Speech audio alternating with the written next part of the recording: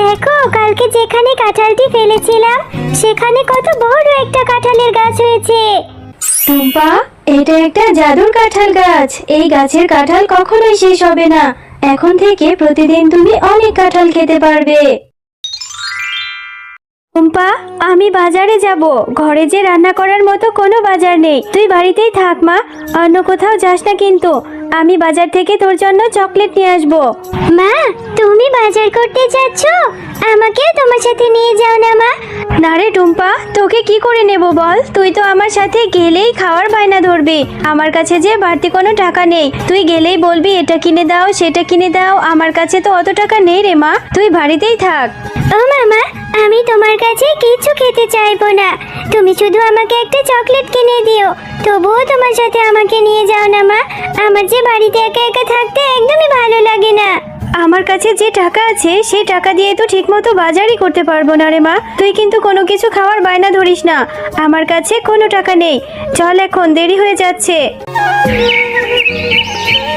এরপর টুম্পা ও তার মা বাজারে চলে যায়।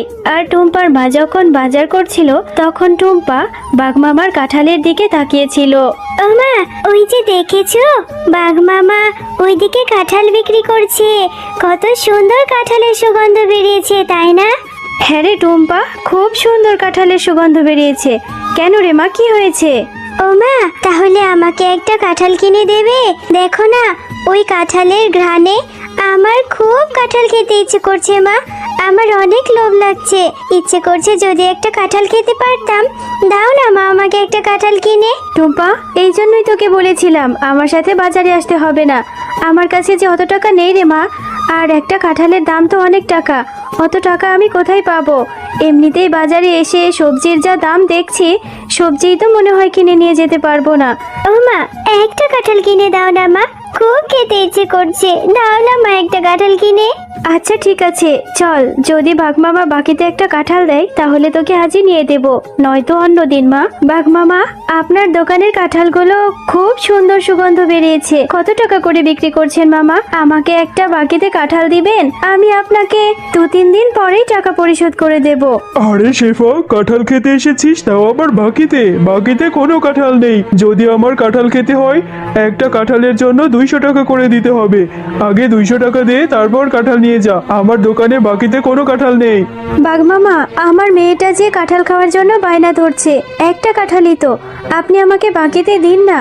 আমি 2 থেকে 3 দিন পরেই এসে আপনার বাকি টাকাটা দিয়ে যাব। আরে শেফা, এত জ্বালাস না তো। অযথা আমার সময় নষ্ট করছিস। যা, অন্য একটা কাস্টমার ধরতে দে। আমি বাকিতে কোনো কাঁঠাল বিক্রি করি না। টাকা নিয়ে তবেই কাঁঠাল খেতে আসবি। আচ্ছা ঠিক আছে মামা, একটা কাঁঠালের জন্য আপনি কত কথা শোনালেন, অথচ আমার স্বামী বেঁচে থাকতে আপনাদের কত সাহায্য করেছি। দিতে হবে না বাকিতে কাঁঠাল। আমার মেয়েটাকে নিয়ে আমি চলে যাচ্ছি। এরপর শেফা শিয়ালিনী তার মেয়ে টুম্পাকে নিয়ে সেখান থেকে মন খারাপ করে চলে যায়। মা, তোমার রান্না করতে তো এখনো অনেক সময় বাকি আছে। আমি ততক্ষণে একটু বেলির সাথে খেলা করে আসি, তাড়াতাড়ি চলে আসবো মা। টুম্পা, তুই না কেবলই বললি তোর অনেক খিদে পেয়েছে। এত খিদে নিয়ে তুই কি করে খেলবি?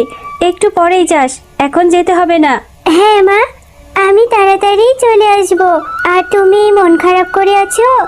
আমি জানি তুমি আমাকে কাঁঠাল কিনে দিতে পারোনি বলে তোমার ভীষণ মন খারাপ হয়েছে। তুমি আর মন খারাপ করো না মা।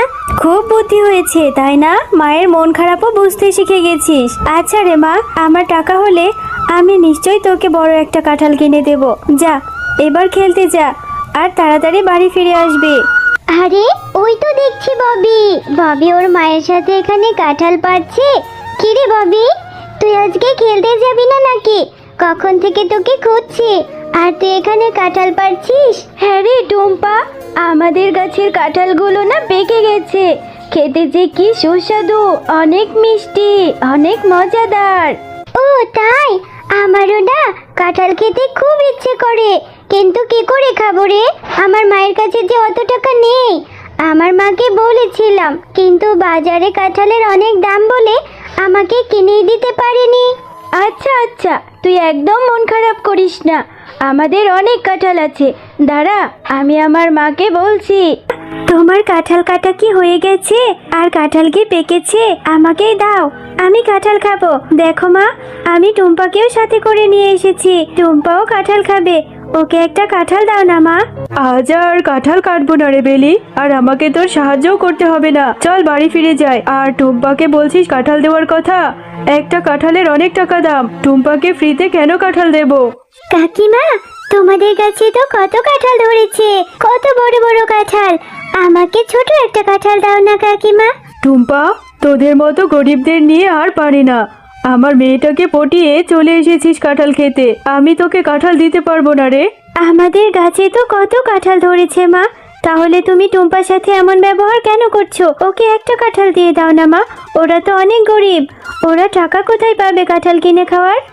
আচ্ছা ঠিক আছে বেলি, তুই যেহেতু এত করে বলছিস, ওকে কি করে ফিরিয়ে দিই? এই টুম্পা, এই যে আমার পাশে রাখা এই কাঁঠালটা রয়েছে, এটা একটু পচে গেছে, এটা থেকে কিছু অংশ ভালো বের হলে সেগুলো বেছে বেছে খেয়ে নিস।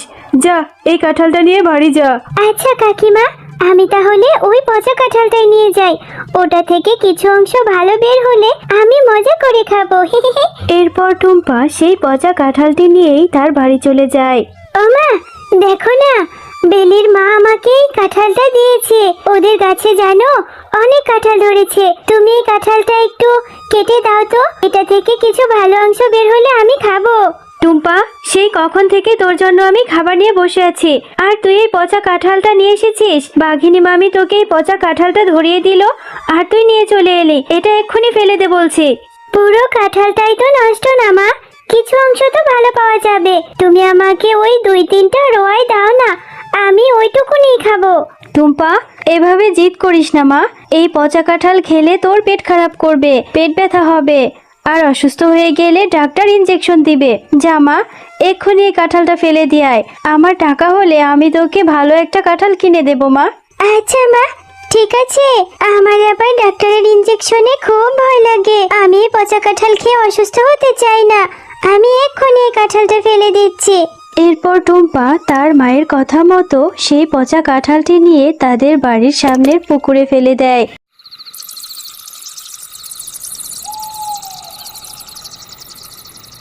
কিরে টুম্পা, এখনো মন খারাপ করে আছিস?